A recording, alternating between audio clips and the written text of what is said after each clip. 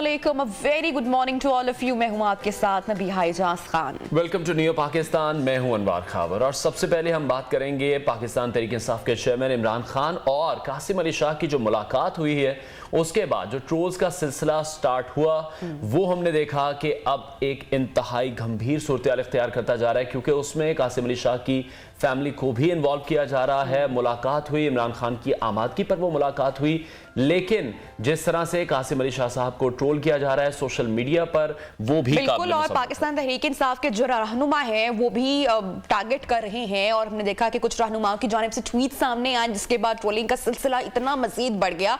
बहरहाल खान साहब ने मुलाकात के लिए आमादगी का खुद से इजहार किया। इलेक्शन टिकट देने पर भी आमादगी की वीडियो आपके साथ शेयर करते हैं, गुफ्तगू को आगे बढ़ाते हैं। की पार्टी मुझे टिकट दे सकती है? हमारे टीचर को मुझे टिकट मिल जाएगी? हाँ, आपको मिल जाएगी। आप वादा करें खान साहब? आपको बिल्कुल मिलेगी। किस हल्के से मिलेगी खान साहब? वो तो आपने बताना ना। नहीं, नाज़रीन, तनकीद हद से बढ़ती है तो ऑब्वियसली उसका हर एक्शन का एक रिएक्शन होता है। इसी तरह कासिम अली शाह की जो पूरी वीडियो है, जो इंटरव्यू उन्होंने खान साहब का किया, अनवार, उनके जेस्चर्स, उनके जुमले, उनके एक्सप्रेशन, उस पर बेजा तनकीद की जा रही है। और थोड़े से कासिम अली शाह साहब पहले थोड़े से जरा डिसहार्टेड भी दिखाई दिए।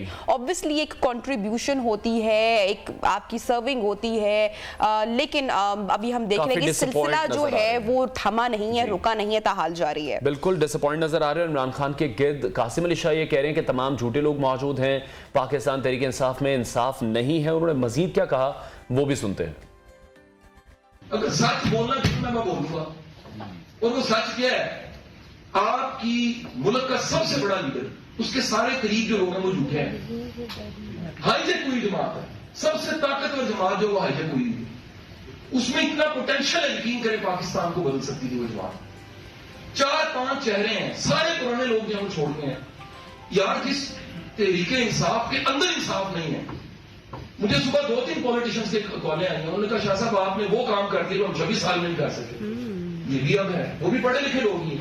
सर मेरा चैलेंज दीजिए, उसके बाद पता लगेगा फतवे का मतलब क्या हो। कासिम अली शाह का रिएक्शन आपने मुलाहिजा किया, वो भी काफ़ी तनकीद करते दिखाई दे रहे हैं इस वक्त पाकिस्तान तहरीक इंसाफ के चेयरमैन पर और उनकी टीम पर। लेकिन हम देख रहे हैं कि जो हद से तजावुज कर गए हैं वो पाकिस्तान तहरीक इंसाफ के रहनुमा हैं उस्मान डार। उन्होंने कहा कि अगर मुझे पता चल जाता कि ये शोबदा अब्बास सियालकोट चैम्बर आ रहा है तो मैं पहले से ही वहां पर मौजूद होता, अंडे और टमाटरों से इनका इस्तेमाल करता। ही एक्सट्रीम जुमला था, एक्सट्रीम पैगाम था, एक्सट्रीम ट्वीट थी, जिसकी वजह से जो काफ़ी लोग थे उनकी जानिब से भी शदीद तनकीद की गई। और मैंने इंटरव्यू स्टेटमेंट देखी कासिम अली शाह की, जिसमें वो कह रहे थे कि मुझे सुबह 10 बजे मेरे बेटे की कॉल आती है और वो कहता है कि स्कूल में उसको ट्रोल किया जा रहा है, उसका मजाक बनाया जा रहा है आपका नाम लेकर। और मैं अक्सर आपसे बात करती हूँ कि हम एक ऐसे दौर में दाखिल हो चुके हैं जहां पर कोई हीरो नहीं है। हम हर एक पर जब तनकीद करते हैं तो फिर हम नहीं देखते कि बात उसकी फैमिली तक पहुंच चुकी है, और हम इतनी तनकीद करते हैं। मैं कहती हूँ किसी की छोटी सी भी अगर कंट्रीब्यूशन हो तो हमें थोड़ा सा मार्जिन दे देना चाहिए एक ऐसे इंसान को। लेकिन कोई भी शख्स हो, कोई क्रिकेटर हो, कोई मोटिवेशनल स्पीकर हो, कोई किसी फिल्म का अदाकार हो, जब किसी से हल्की सी कोई गलती हो जाती है तो हम फिर उसको नहीं छोड़ते हैं। और जो लीडरान हैं उनको शायद ज्यादा जिम्मेदारी का वो जो है सबूत वो पेश करना चाहिए, मुजाहरा करना चाहिए, क्योंकि जब उस्मान डार ने ये बात की तो उसके बाद ऐसा लगा जो ट्रोल्स हैं उन्हें तो जैसे लाइसेंस मिल गया है। फिर बहुत ही ज्यादा खुलकर तनकीद हुई है और कासिम अली शाह जिस तरह से कह रहे हैं कि अब उनके बच्चों को भी ट्रोल किया जा रहा है, मजीद उन्होंने क्या कहा पहले वो सुनते हैं। He looks really hurt, और ये काफ़ी ज़्यादा बात है भी जब बच्चों तक बात पहुंचती है और बच्चे स्कूल जाते हैं ऑब्वियसली, और कोई फेमस पर्सनालिटी आपकी फैमिली में होती है अनवार, तो हम समझ सकते हैं कि बच्चों तक वो बात नहीं पहुंचनी चाहिए, क्योंकि ऑब्वियसली जो बच्चे हैं उनके जहन पर किस तरीके से ये सारी चीज़ें असरअंदाज हो सकती हैं और कितना डिस्टर्बिंग हो सकता है किसी एक फैमिली के लिए। जिस तरह से आपने कहा कि सियासतदानों की या जो लीडर्स हैं उनकी रिस्पॉन्सिबिलिटी बनती है, बट आई बिलीव के हर इंसान यहाँ पर बाशऊर है और इतनी अवेयरनेस रखता है। वैसे तो हम इतने समझदार हैं कि हमें सब कुछ पता है कि कहां पर किसकी कितनी तजलील करनी है, तो अगर कोई सियासतदान एक बिलो द बेल्ट जा रहा है या कोई इस तरह की बात कर रहा है तो आई थिंक कि हमें इतने हम बाशऊर या अवेयर हैं कि हम अब सही फैसला कर सकेंगे किस पर कितनी तनकीद करनी है। बिल्कुल, इस इकदाम की जितनी भी मजम्मत की जाए वो कम है, और बारहा हमने इस चीज़ को सपोर्ट किया है कि जब इस तरह के वाक़यात होते हैं तो लोगों को शऊर से, अक्ल से काम लेना चाहिए। पाकिस्तान तहरीक इंसाफ के जो रहनुमा हैं उन्हें बड़ेपन का मुजाहरा करना चाहिए, उन्हें उन ट्रोल्स को रोकना चाहिए, कुछ ऐसी ट्वीट्स करनी चाहिए जिससे ये तूफान बदतमीजी थमे। क्योंकि हमने नबिया बारहा देखा जब खातून अव्वल जब बुशरा बीबी थी उनके हवाले से जब लोग ट्वीट्स करते थे तो यही पाकिस्तान तहरीक इंसाफ बहुत ज़्यादा खुलकर सामने आती थी और यह कहा जाता था कि उन्हें सियासत से अलग रखा जाए, उन पर तनकीद ना की जाए।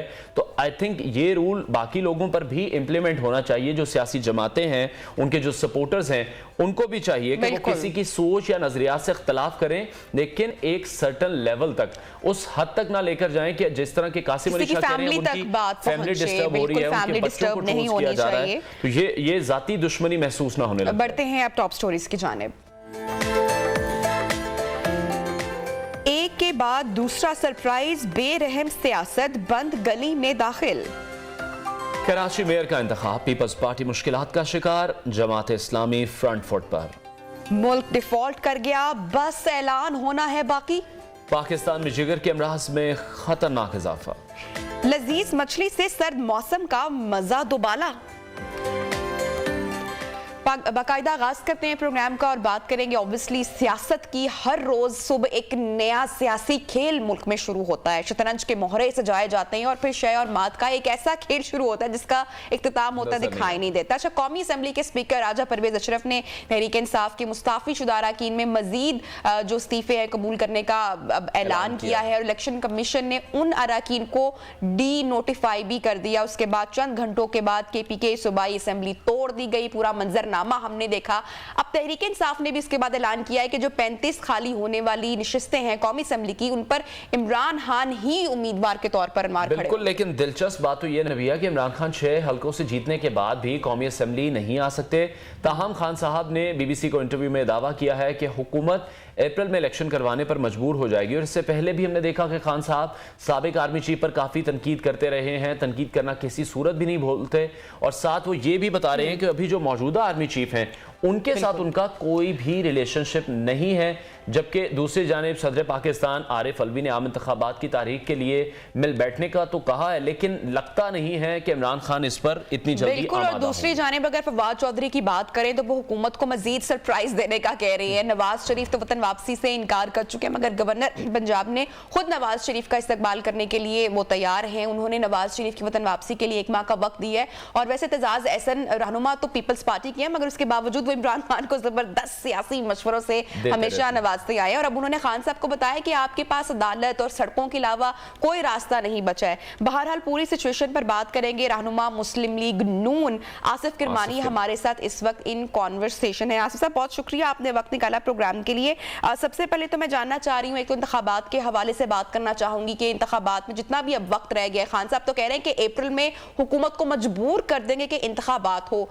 क्या पॉलिसी है, क्या हिकमत अमली है, आवाम को रिलीफ दिया जाएगा, क्या तैयारी की जा रही है? क्योंकि मफाहमत की सियासत तो इस बार नहीं हो रही है।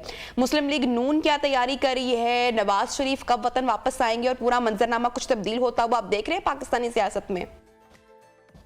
बिस्मिल्लाहिर्रहमानिर्रहीम, बहुत बहुत शुक्रिया।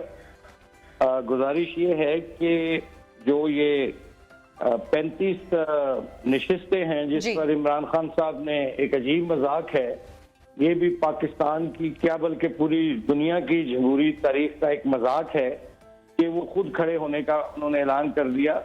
33 सीटें हैं, 2 सीटें तो वो खवातीन की हैं। बहरहाल तो गुजारिश ये है कि वो ताना तो देते हैं दूसरों को, जमातों को, जी मौरूसी सियासत का, और अपनी पार्टी को उन्होंने 1 मैन पार्टी शो बना दिया है। क्या उनको कोई वर्कर नहीं ऐसा मिला था अपनी जमात में, या कोई ऐसा रहनुमा नहीं मिला जिसको वो टिकट दे सकते? दरअसल इमरान साहब ने पहले तो मईशत के साथ एक मजाक किया, तबाह किया मईशत को पाकिस्तान की, जिसके नताइज आज हम महंगाई और दीगर जो हमारी माशी मुश्किलात हैं उसका सामना कर रहे हैं जी। और जहां तक इलेक्शन की आपने बात की है, ये जाहिर है अब पंजाब असेंबली है, इसके इलेक्शन हो जाएंगे। KP असेंबली भी उन्होंने डिसॉल्व हो जाएगी अगर, तो उसके भी इलेक्शन हो जाएंगे। जहां तक जनरल इलेक्शन की बात है, वो आइन में उसकी मुद्दत लिखी हुई है और इमरान खान साहब को एक किसी गैर आईनी तरीके से नहीं निकाला गया, कोई गन पॉइंट पे नहीं निकाला गया, एक आईनी तरीके से निकाला गया था।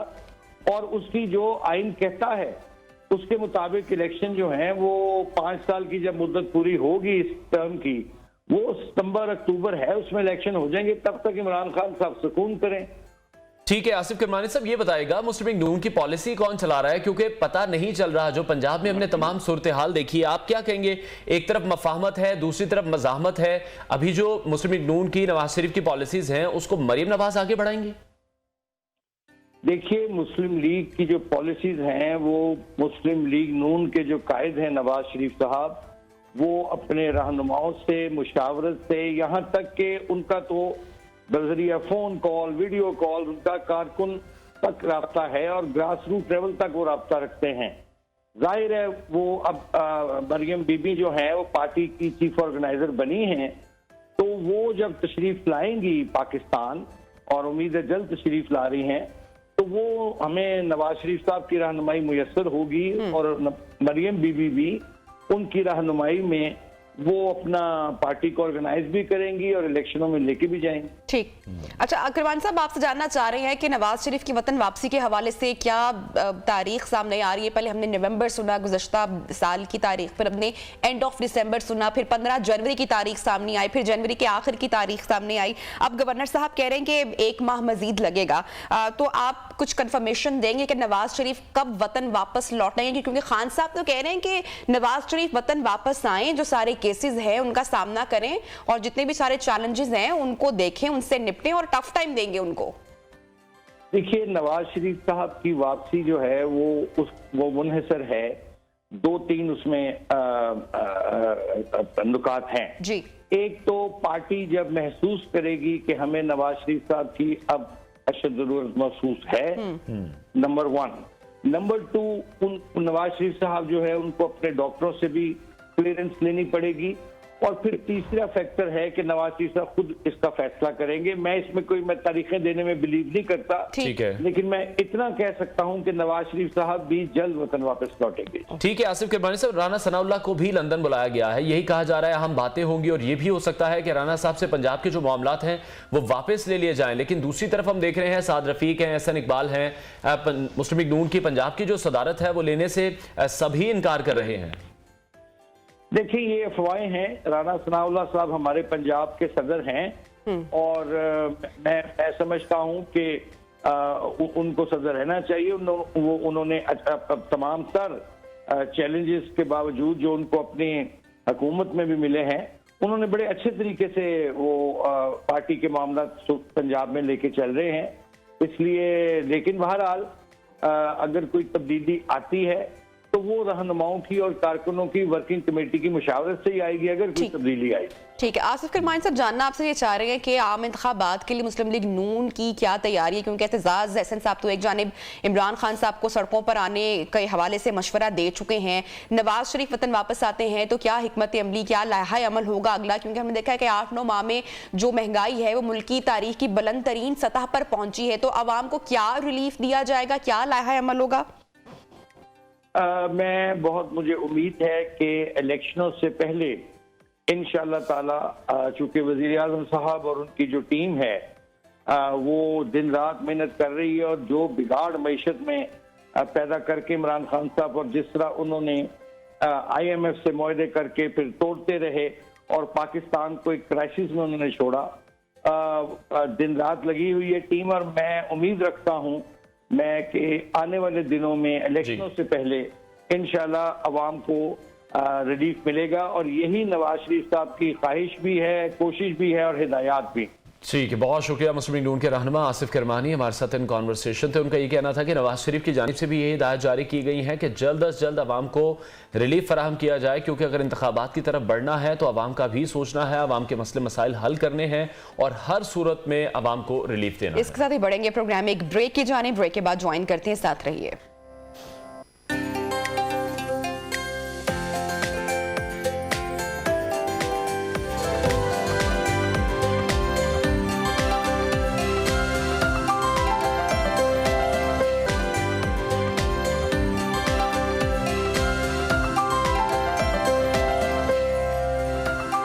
Welcome back. और अब बात करेंगे कराची के बल्दियाती इंतखाबात के हवाले से, जहां जमात इस्लामी की गैर मामूली कामयाबी ने पाकिस्तान पीपल्स पार्टी को तो हैरान करके रख दिया है, लेकिन जमात इस्लामी अभी भी ये दावा करती दिखाई दे रही है कि उन्होंने ज्यादा सीटें जीती हैं।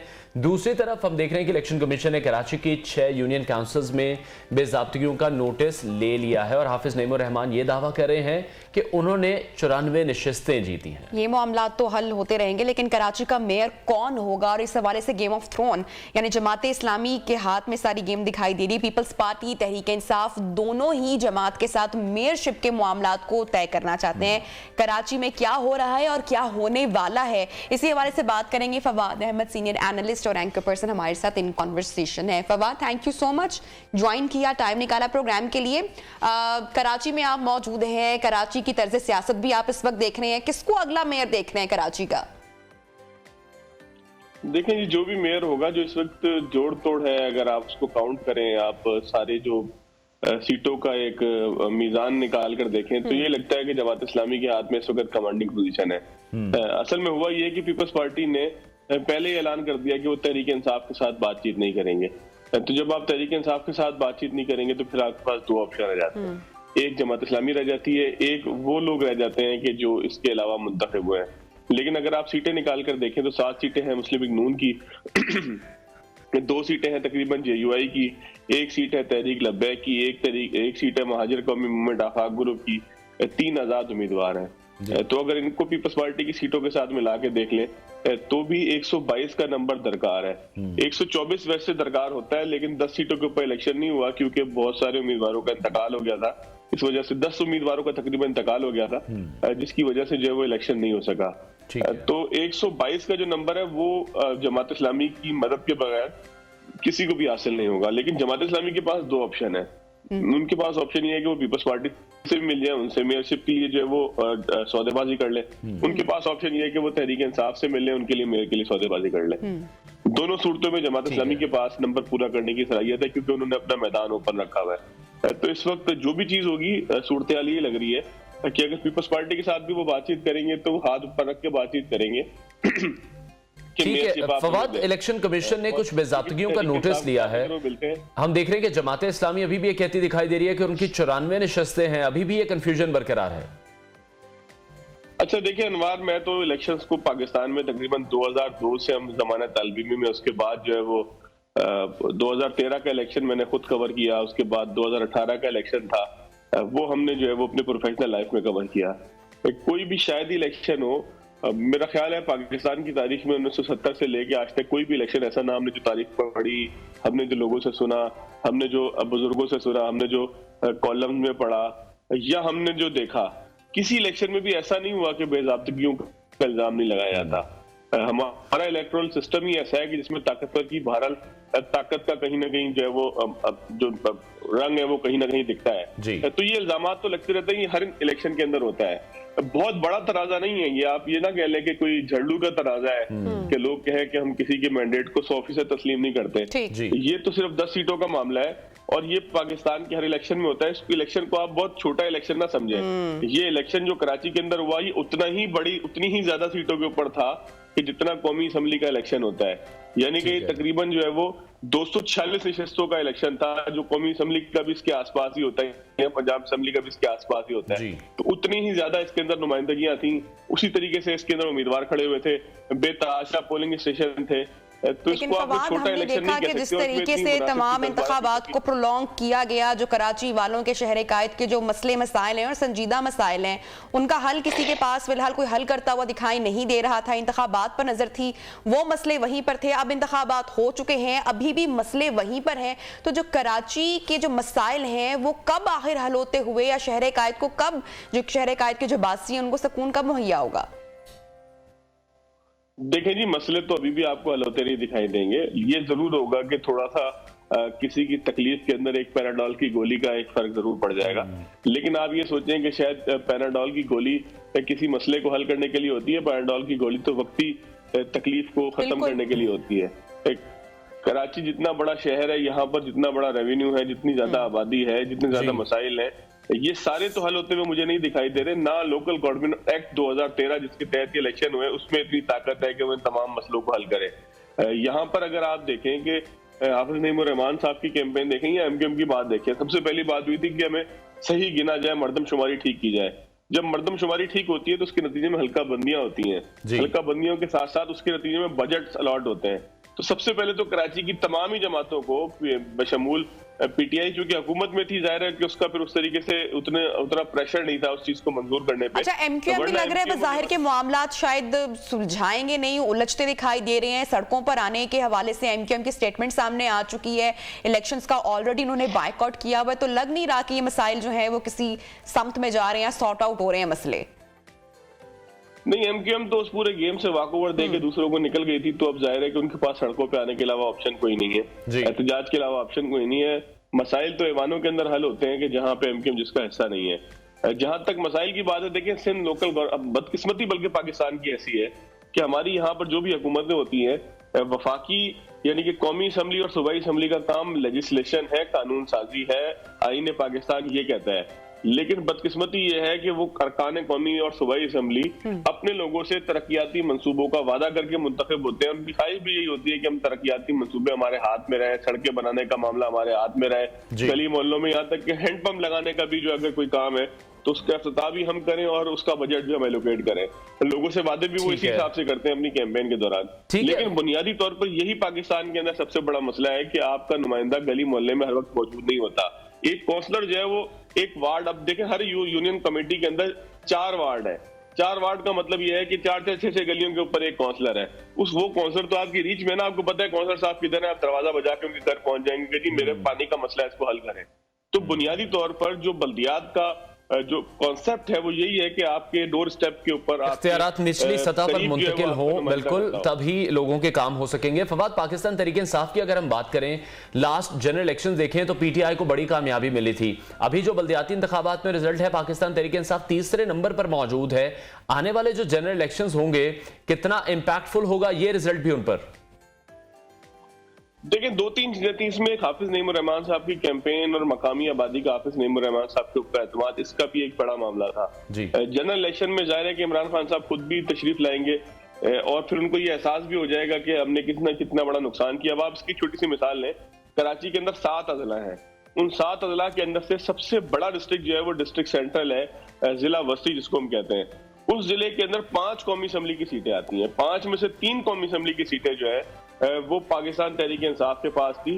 आफ्ताब जहांगीर साहब थे, असलम सिंगापुरी साहब थे, नजीब हारून साहब थे, ये 3 सीटें। इसके अलावा खालिद मकबूल सिद्दीकी साहब और जो है उसामा कादरी साहब एमक्यूएम से थे। तो ये 5 में से 3 सीटें जिस पार्टी के पास थी, उस पार्टी का हाल ये है कि वो वहां से एक टाउन नहीं जीत सकी।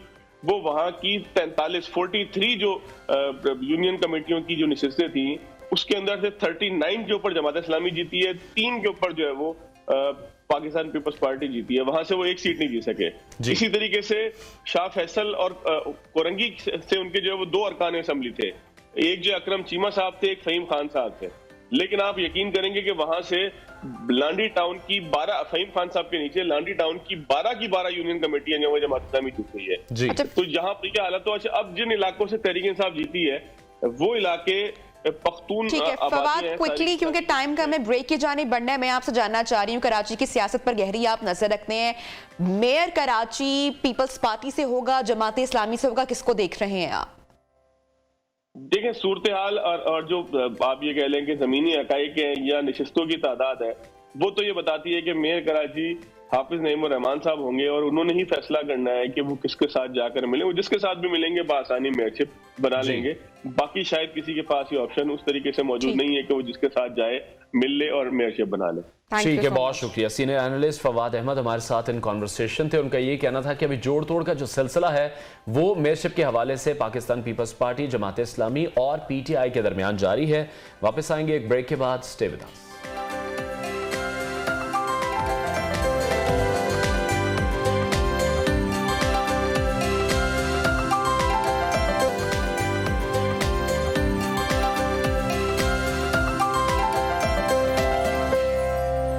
Welcome back. और नाज़रीन, पीडीएम के तमाम रहनुमाओं को ये यकीन था कि इमरान खान साहब सिर्फ बातें कर रहे हैं और सूबाई असेंबली तहलील करने की सिर्फ बातें हो रही है, चर्चा हो रही है और ये सिर्फ एक प्रेशर बढ़ाने का हुकूमत पर एक तरीका है, इसके अलावा कुछ नहीं है।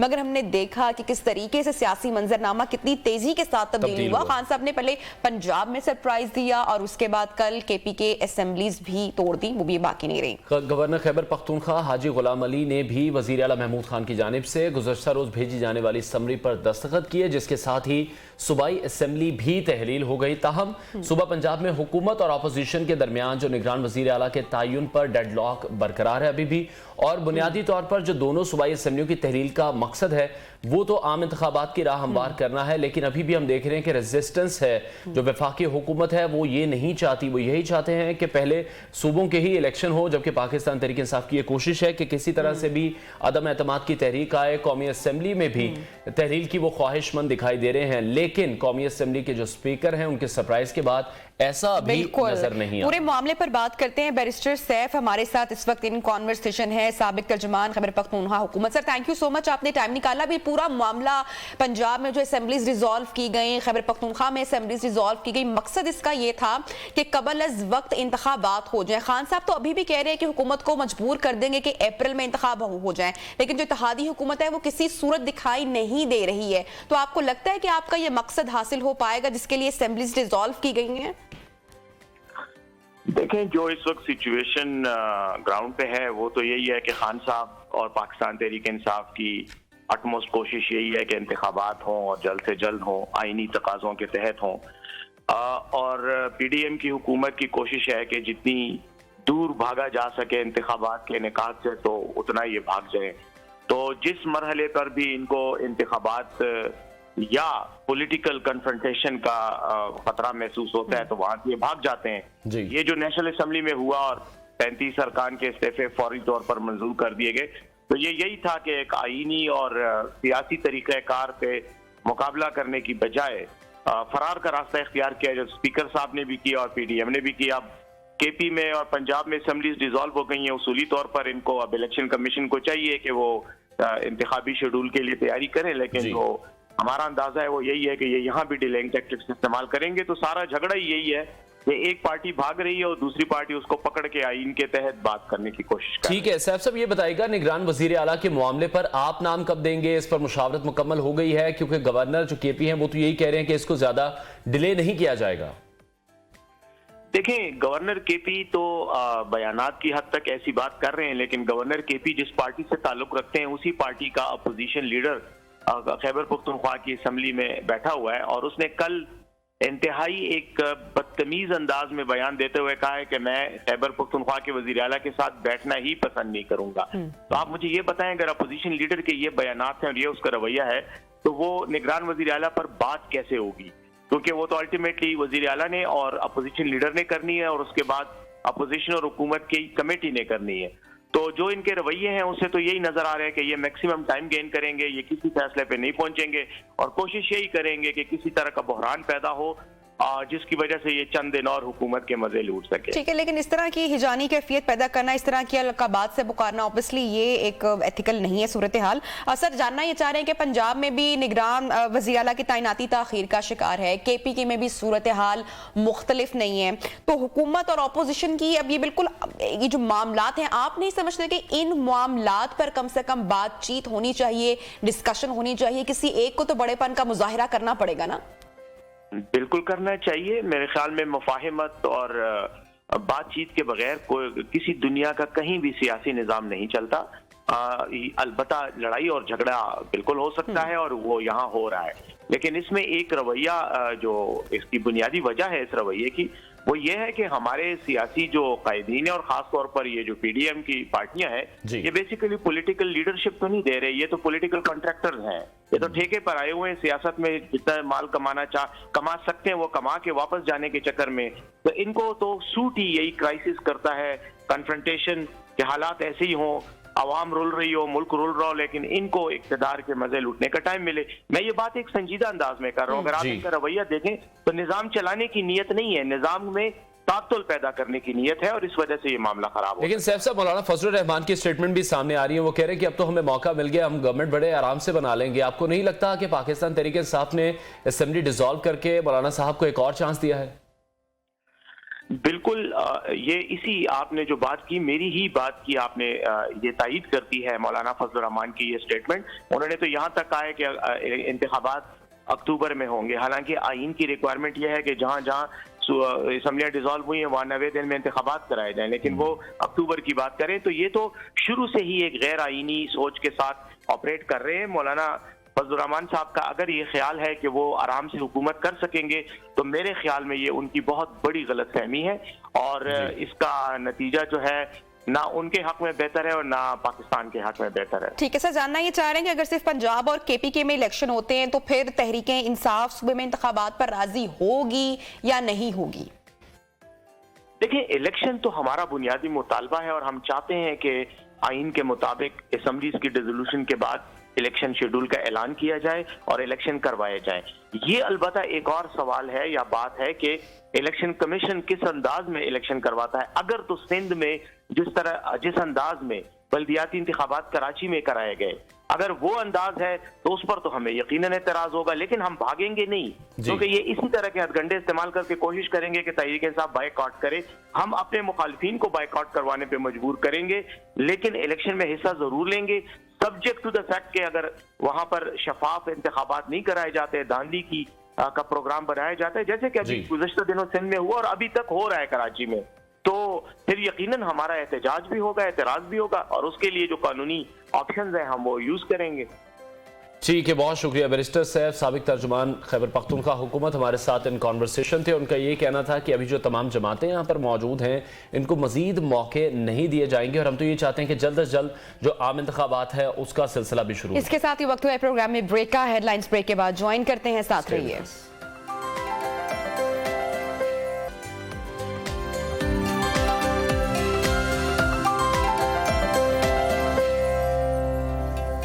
Welcome back. मुसलसल जारी सियासी अदम इस्तेहकाम के साथ साथ हम देख रहे हैं कि मईशत इस वक्त काफ़ी मुश्किल में दिखाई दे रही है और हर आने वाला दिन मुल्क की मईशत के लिए ख़तरनाक साबित हो रहा है। मुल्क में जारी सियासी अदम इस्तेहकाम की वजह से कराची स्टॉक एक्सचेंज में भी बड़ी कमी हुई है और मार्केट में शदीद मंदी के बायस कारोबार भी मुअत्तल कर दिया गया है, जिसकी वजह से जो सरमायाकार हैं वो सियासी गैर यकीनी और IMF के जायजे में ताखीर और उलझन की वजह से काफ़ी परेशानी का शिकार। अच्छा, और ऐसे में वर्ल्ड बैंक ने पाकिस्तान को 1 अरब 10 करोड़ डॉलर्स कर्ज की मंजूरी भी जो पहले देना थी उसको उन्होंने अब मौखर कर दी है, उसमें हम ताखीर डिले देख रहे हैं। अच्छा, हालात यहाँ तक पहुंचे हैं और governor state bank Jamil Ahmed FPCCI के दौरे पर थे और वहां पर मौजूद सनतकार सलीम बकिया अपनी मुआशी मुश्किलात बयान करते हुए गवर्नर स्टेट बैंक के सामने रो पड़े कि हालात इतने अब जो वर्स्ट हो चुके हैं और उन्होंने गवर्नर स्टेट बैंक को बताया कि उनकी कंपनी में 950 मुलाजिम थे जिनमें से 350 रह चुके हैं और जो दूसरी जानिब खराब मुआशी सूरत हाल है जिसकी वजह से हुकूमत ने सख्त इकदाम का इरादा किया हुआ है, जिसका जो सारा खुमियाजा है अनवार वो डायरेक्टली इनडायरेक्टली अवाम को भुगतना पड़ रहा है। बिल्कुल, और जो आला पॉलिसी साज हैं उन्होंने IMF प्रोग्राम की बहाली के लिए तातुल को तोड़ने के लिए सख्त हिकमत अमली तैयार की है और यही कहा जा रहा है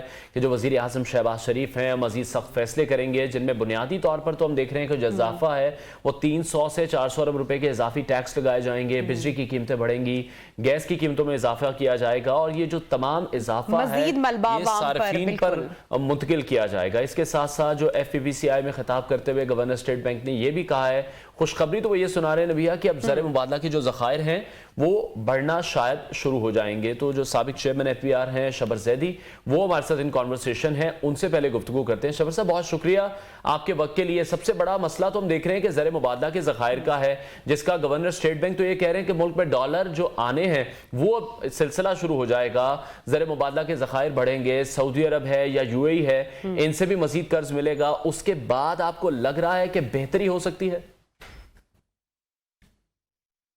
देखिए, ये जो सऊदी अरब से या जो अभी थोड़ा सा UAE से आ रहा है ये बहुत छोटा अमाउंट है, 2-3 बिलियन डॉलर का अमाउंट है, तो इससे यस एक थोड़ा सा फर्क पड़ेगा, ऑक्सीजन मिल जाएगी, मगर ये कोई किसी मसले का हल नहीं है और जो हमारा जो परेशानी है वो कोई हल नहीं हो रही और जो हमें उम्मीद थी कि सऊदी अरब से या कोई बड़ा। अच्छा जैदी साहब, सियासी अदम इस्तेहकाम की वजह से मार्केट दबाव का शिकार है। पंजाब और केपी की असेंबलीज की तहलील होने के बाद की सूरत हाल अब मजीद हमने देखा है कि खराब हुई, और अपोजिशन किस तरीके से कायल की जाएगी कि इस वक्त जो मुआशी इशारियों पर कुछ बातचीत होनी चाहिए?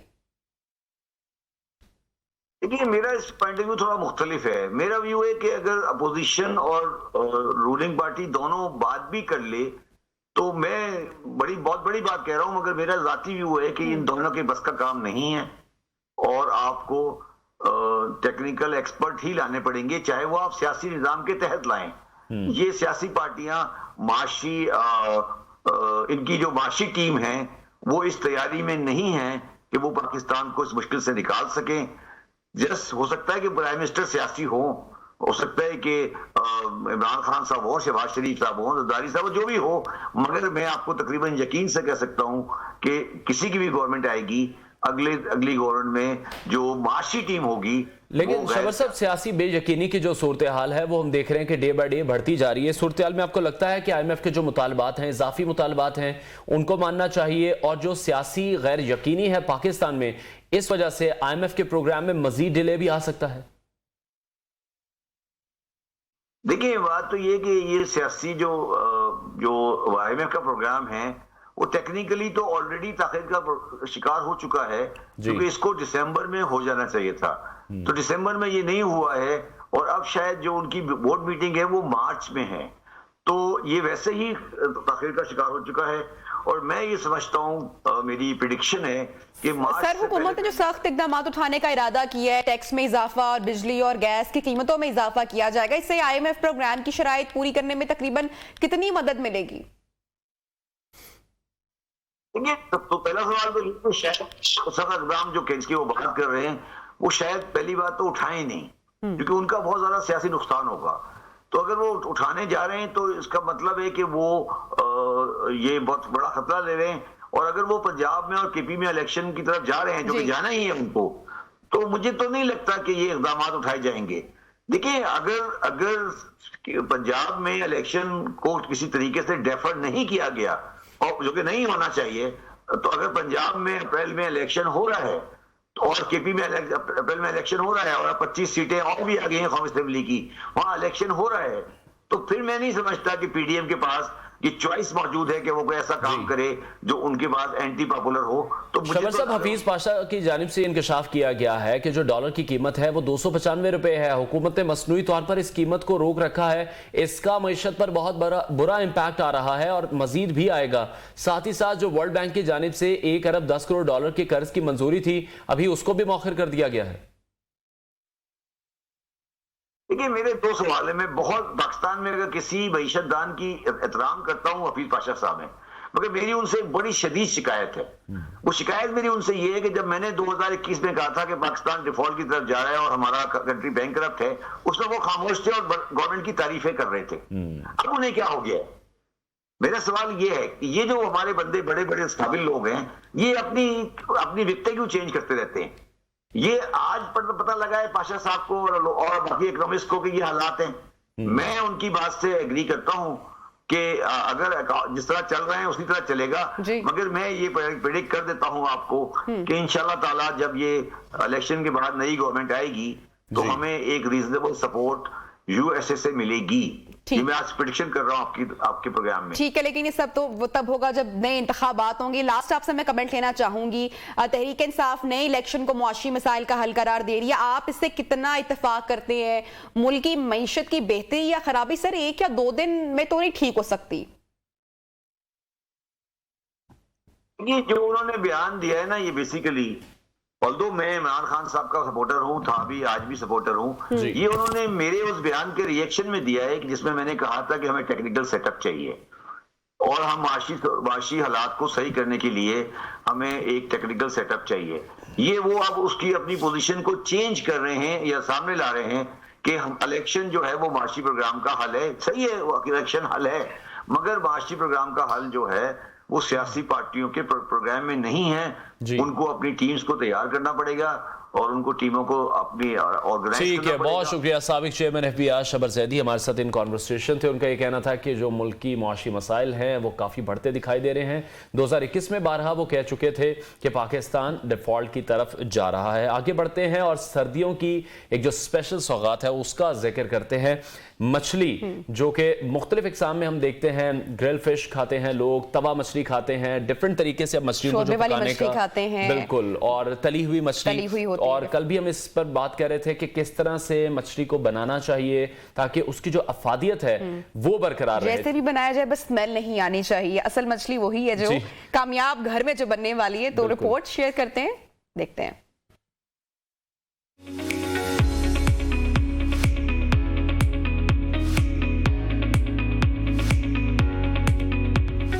हमारे पास होती है 4 किस्म की फिश। मछली एक रहू है जो हमारी जो प्रॉपर जो स्टार्ट से शुरू से चल रही है, 1935 से लेकर आज तक जो चल रही है वो है रहू फिश। रहू फिश की क्वालिटी ये है कि ये इसमें हमारा होता है बड़ा दाना, 2.5 से 3 किलो का दाना होता है, 3 साढ़े 3 किलो का, जिसकी वजह से लोग जो है ना जोक दर जोक यहाँ पे आते हैं। उसके बाद हमारे पास आ जाती है तवा बोनलेस फिश। तवा बोनलेस फिश है, ये भी बहुत ही कम लोगों के पास है ऐसी क्वालिटी, बहुत ही कम लोगों के जिन्होंने ये रखी हुई है। उसके बाद हमारे पास आती है ग्रिल फिश। ग्रिल फिश भी आपको पता है कि बारबेक्यू जो फिश है उसकी तो क्वालिटी कुछ और होती है। और उसके बाद आती है finger fish. Finger fish on demand है, जो बंदा मांगे उसे हम बना के देते हैं। हमारे जो खालिस मसाला जात है ना, जो हमारे जो के दादा जान बशीर दारुन भाई जिनके नाम से है, उन्होंने स्टार्ट किया था जो घर से मसाला जात इसके बना के ना, तो वो लेके आए हैं। वो आज तक वही मसाला जात जो चल रहे हैं कि वही सेम खालिस मसाला जात जो होते हैं। और हमारा ऑयल है, मस्टर्ड ऑयल है, प्योर सरसों है, ठीक है। प्योर सरसों की वजह से जो है ना लोग इसको ज़्यादा से ज़्यादा पसंद करते हैं। 0 कैलोरीज है, हर बंदे को पता है। 1 सितंबर से हम स्टार्ट करते हैं और ये सीज़न हमारा चलता है तकरीबन मार्च या अप्रैल के मिड तक।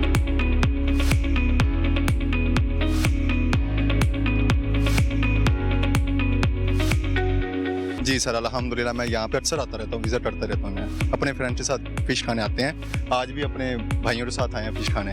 इनका भी हमने जो है वो टेस्ट जो है वो चेक किया हुआ है और बेसिकली हम इनके बाकी रेस्ट ऑफ द ब्रांचेस से इस ब्रांच के हमें जो है वो एडिक्शन है इनके टेस्ट से रिलेटेड। और मेरी सजेशन ये, हम अक्सर औकात अपने दोस्तों के साथ, आज भी मैं अपने दोस्तों के साथ इसी स्पॉट पर आया हुआ हूँ। ये बहुत जो है वो ओपन एनवायरनमेंट है और सेफ एंड साउंड है, सिक्योर है। आप फैमिली के साथ भी विजिट कर सकते हैं।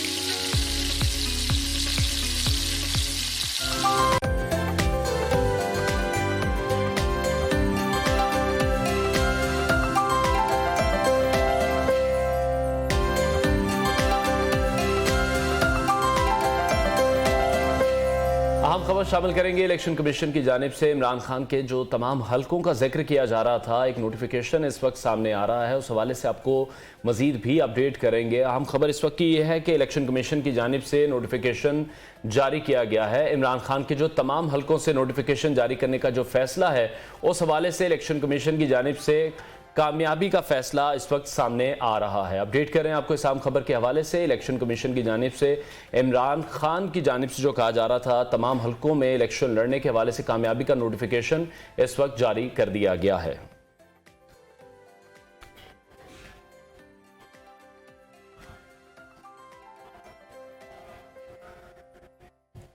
इलेक्शन कमीशन की जानिब से इमरान खान के तमाम हलकों से नोटिफिकेशन जारी करने का फैसला इस वक्त मंजर आम पर सामने आ चुका है और बारहा हम देख रहे हैं कि पहले भी ये गुफ्तगू की जा चुकी थी इमरान खान की जानिब से और अभी ये फैसला सामने आया कि इलेक्शन कमीशन इमरान खान के तमाम हलकों से कामयाबी का नोटिफिकेशन जारी करने का फैसला कर चुका है। जो इंतखाबात हुए थे, इमरान खान को फतह उसमें मिली थी और अभी बाज़ाब्ता तौर पर इलेक्शन कमीशन की जानिब से इमरान खान के तमाम हलकों से नोटिफिकेशन जारी करने का फैसला इस वक्त इलेक्शन कमीशन की जानिब से जारी कर दिया गया है। हम खबर आपके साथ शेयर कर रहे हैं और इसकी डिटेल्स भी आपके साथ मजीद शेयर करेंगे इन प्रोग्राम।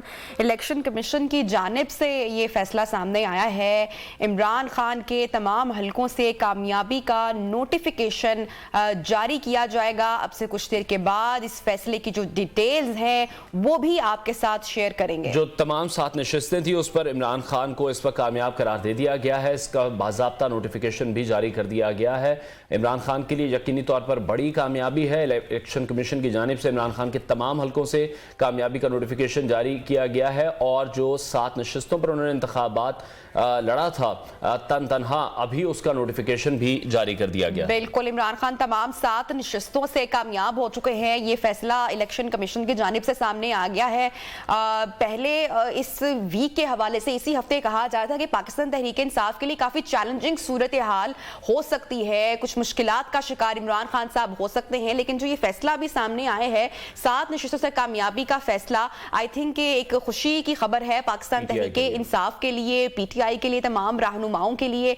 और आई एम श्योर इस फैसले के बाद जो खान साहब हैं मजीद उनकी जो हिकमत अमली है, जो अगला लाहा अमल है या जो प्रेशराइज करने का जो उनका एक तरीका कार या तर्ज सियासत हम देखते हैं मौजूदा हुकूमत पर, वो उसको मजीद ऑब्वियसली तकवीयत मिलेगी। तो ये फैसला और इसकी डिटेल्स आपके साथ शेयर कर रहे हैं। इमरान खान तमाम 7 नशिस्तों से कामयाब है। इलेक्शन कमीशन ने ये फैसले का जो नोटिफिकेशन है वो जारी कर दिया है। और जिस तरह से कौमी असेंबली में भी हमने देखा कि 35 जो पाकिस्तान तहरीक इंसाफ के आम रहनुमा थे वो मुस्ताफी हो गए और यही कहा गया था असद उमर की जानिब से भी कि अब उन तमाम नशिस्तों पर भी इमरान खान ही इलेक्शन लड़ेंगे।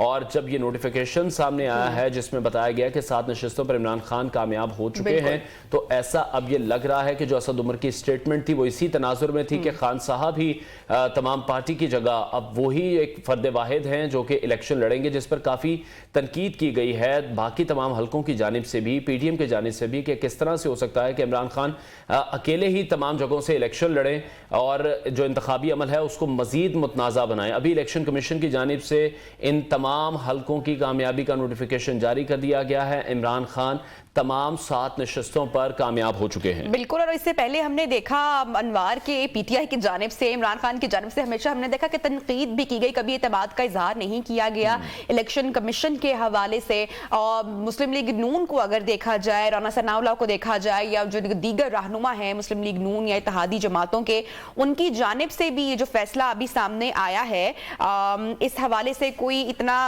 पुरुमीद दिखाई नहीं दे रहे थे। लेकिन ये फैसला अब इमरान खान साहब के हक में आया है इलेक्शन कमीशन की जानिब से। इमरान खान तमाम 7 नशिस्तों से कामयाब ठहरे हैं। नोटिफिकेशन जारी करने का हुक्म भी सामने आ चुका है। एक के बाद एक फतह जो है वो हम देख रहे हैं कि PTI के हिस्से में आ रही है। इमरान खान तमाम 7 नशिस्तों से कामयाब हो चुके हैं। इलेक्शन कमीशन ने बाज़ाब्ता इमरान खान की कामयाबी का नोटिफिकेशन जारी कर दिया है। अपडेट कर रहे हैं आपको इस आम खबर के हवाले से, जहां इलेक्शन कमीशन ने इमरान खान के तमाम हलकों से कामयाबी का नोटिफिकेशन जारी करने का हुक्म जारी कर दिया है। इमरान खान तमाम 7 नशिस्तों से कामयाब हो गए हैं। अच्छा अनवर, इस वक्त जो सिचुएशन है मुल्की सियासी मंजरनामे की भी एक सूरत हाल जिस वक्त डेवलप होती हुई दिखाई दे रही है। पंजाब की असेंबलीज डिसॉल्व हो चुकी हैं, खैबर पख्तूनख्वा की असेंबलीज डिसॉल्व हो चुकी हैं। इमरान खान साहब की जो रीसेंट स्टेटमेंट आई है आम इंतखाबात को लेके, तो एक के बाद एक पाकिस्तान तहरीक इंसाफ, जिस तरह से आपने कहा कि बाजी मार रही है, उनको जीत हो रही है।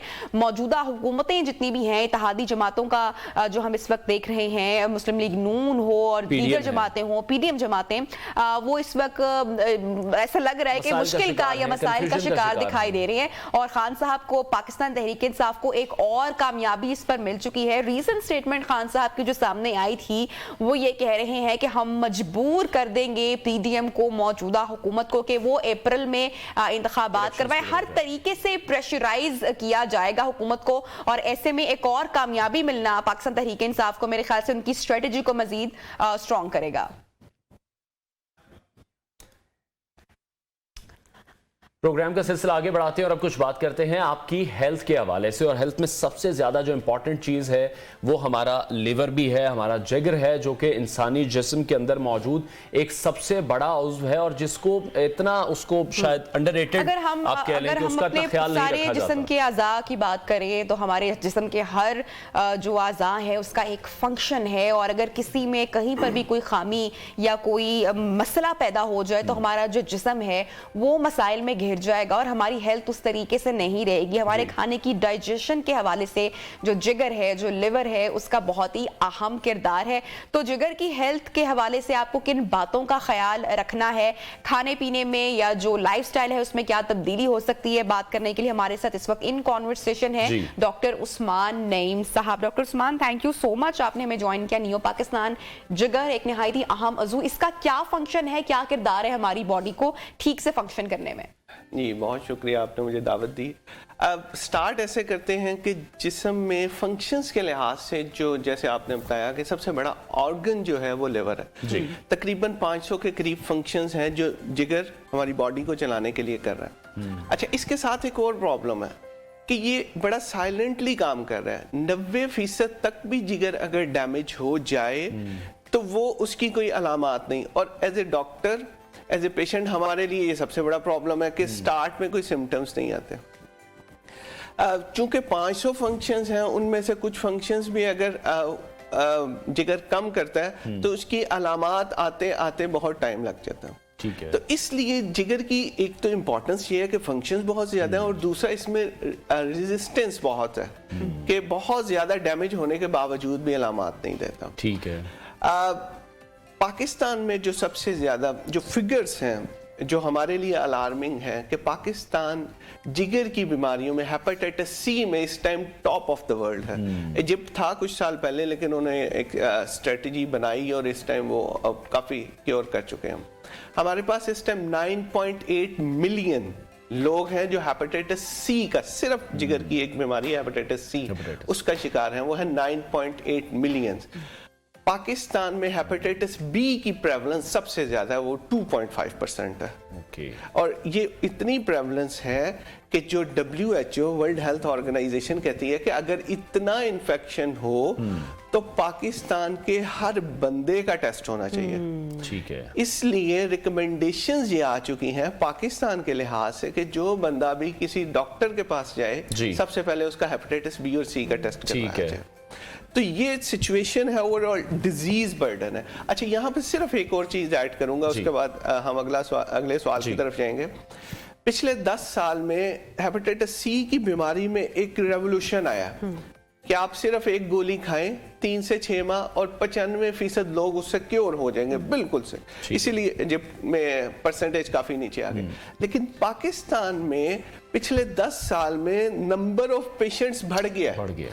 इवन के हेपेटाइटिस कंट्रोल प्रोग्राम इतना सक्सेसफुल रहा, उसकी क्या वजह? ठीक है, लेकिन इसकी रीजन क्या है? पाकिस्तान में फिर अगर एक मेडिसिन अवेलेबल है जिस तरह से आप बता रहे हैं, फिर क्या रीजन? लोग टेस्ट भी नहीं करवाते होंगे और रुझान भी नहीं है। टेस्ट भी करवाते। अच्छा, सबसे बड़ी रीजन ये है कि एक और फिगर आपको बताता हूँ कि पाकिस्तान में जो इंजेक्शन लगाने का तनासुब है वो 12 इंजेक्शन पर पर्सन है साल में, जो कि किसी भी डेवलप्ड कंट्रीज में लेस देन 2 to 3% होता है। यानी कि हम हर बंदा साल में 12 इंजेक्शन लगवाता है, और चूंकि प्रिवेंशन नहीं हो रही, वो फैलता जा रहा है, फैल ज्यादा रहा है कि और लोग कम हो रहे हैं। डॉक्टर साहब, टाइम कम है तो मैं चाहूंगी कि क्विकली हम जितना शेयर कर सकें अवेयरनेस के हवाले से, अगर मैं आपसे रीजंस पूछूं कि जिगर की खराबी की जो वजूहात हैं वो कौन सी गलतियां हैं जो हम करते हैं, और उसके बाद हमें उसको बेहतर कैसे करना है, वो अगला सवाल ऑब्वियसली पूछेंगे। सबसे बड़ी बात जो हेपेटाइटिस सी हमारा फैल रहा है उसमें सबसे जो बड़ा मसला है वो इंट्रामस्कुलर या इंट्रावेनस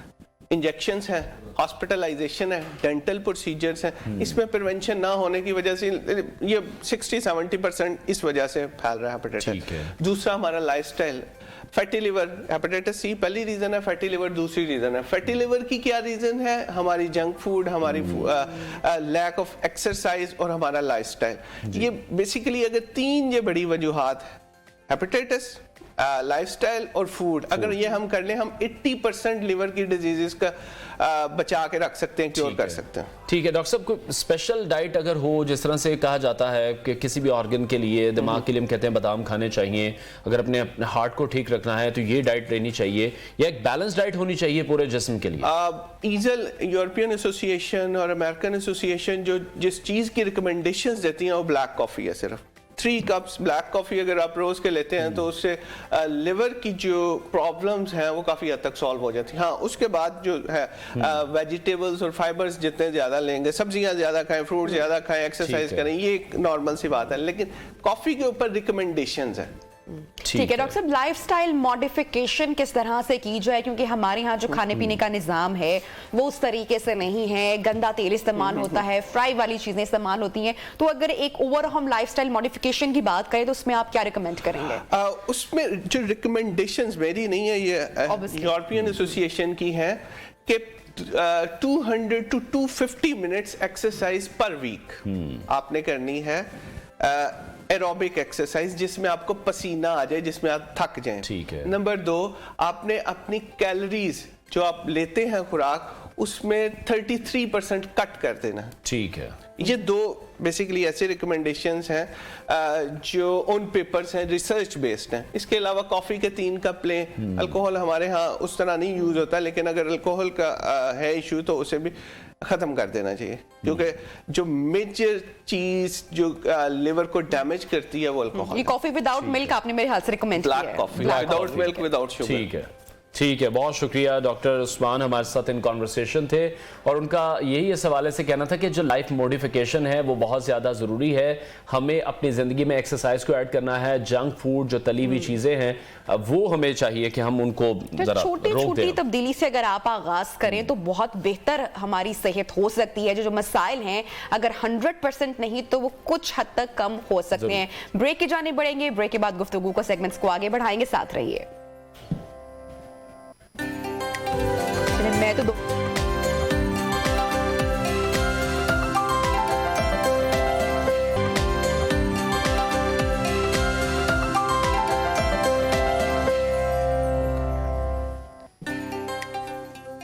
वेलकम बैक। और अब बात करेंगे लाहौर में होने वाली कामयाब प्रॉपर्टी एंड लिविंग एक्सपो के हवाले से, जहां पर लोगों का रश हमने देखा क्योंकि लोग वहां पर मौजूद थे प्रॉपर्टी से रिलेटेड और लिविंग से रिलेटेड। वहां पर जो इंडस्ट्रीज मौजूद थी उनसे इंफॉर्मेशन लेने के लिए अभी हमें ज्वाइन किया है जीशान डोगर ने, GM मून मार्केटिंग है। उनसे जानते हैं कि एक्सपो कितनी कामयाब रही, जो लोग वहां पर आए उनके लिए कितनी फ़ायदेमंद रही, जो ओवरसीज़ पाकिस्तानी थे जो बाहर बैठे हैं और पाकिस्तान में प्रॉपर्टी बाय करना चाहते हैं उनके लिए ये कितनी बेहतर साबित हो सकती है। Zeeshan, welcome to the show, thank you for your time. आप बताइएगा किस तरह का रहा एक्सपो का ये एक्सपीरियंस, क्योंकि अभी तो हम देख रहे हैं कि प्रॉपर्टी का एक डाउनफॉल चल रहा है, तो वो जो एक दोबारा से बूम है प्रॉपर्टी का, इस एक्सपो की वजह से वापस आ सकेगा? सर, सबसे पहले तो आपका शुक्रिया कि आपने मून मार्केटिंग की तरफ से मुझे यहाँ पे इनवाइट किया। दूसरा, एक्सपो के बारे में बड़ा इन्फॉर्मेटिव वहाँ पे जो इवेंट रहा है 3 दिन का। देखें, आप यहाँ पे अर्निंग जो भी कर रहे हैं, आप कमा रहे हैं, एंड द एंड आपका भी यही माइंड है कि मैं अपने बच्चों के लिए, फैमिली के लिए किसी अच्छे ब्रांड के अंदर जाके इन्वेस्टमेंट करूँ। एंड घर ही होता है कि मैं एक अच्छी जगह पे अच्छा घर बना सकूँ। तो जो इस चीज़ को लेके वहाँ पे ऐसे मुझे क्लाइंट भी मिले हैं कि जो कह रहे थे कि हम पिछले 1 साल से वर्किंग कर रहे हैं कि हमने इन्वेस्टमेंट कहाँ करनी है। एक्सपो के अंदर आके ये उनका माइंडसेट क्लियर हुआ है कि हाँ, हमने इस ब्रांड के अंदर, डिफरेंट ब्रांड वहाँ पे आए हुए थे, तो ये फाइनल हुआ कि हमने यहाँ पे अपनी इन्वेस्टमेंट करनी है। वहाँ पे बहुत सारे ऐसे ओवरसीज पाकिस्तानी जो स्पेशली एक्सपो की वजह से ही आए थे और उन्होंने ज्वाइन किया, उनको बड़ी इंफॉर्मेशन वहां से मिली। 10-15 साल पहले देखा जाए तो इस तरह की अवेयरनेस ऑब्वियसली नहीं होती थी, सोशल मीडिया इतना नहीं था, टीवी के चैनल्स इतने नहीं थे, इस तरह की एक्सपोज कंडक्ट नहीं की जाती थी।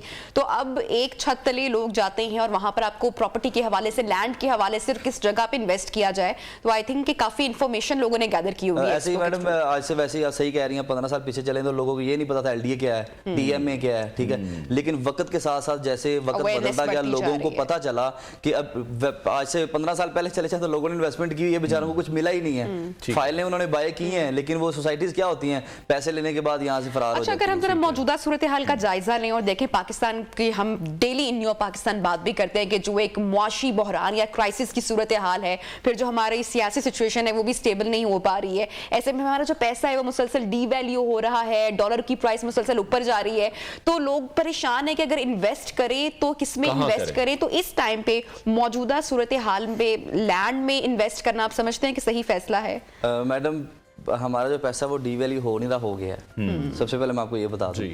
दूसरी बात मैं आपको ये बता दूं कि हमारा जितना भी ओवरसीज पाकिस्तानी है, बेसिक हमारा इन्वेस्टर वो है। हमारे मुल्क के पाकिस्तान का जो इन्वेस्टर है ना, वो तो किसी और चीज में इन्वेस्टमेंट करता है ना, वो रियल एस्टेट में तो नहीं करता।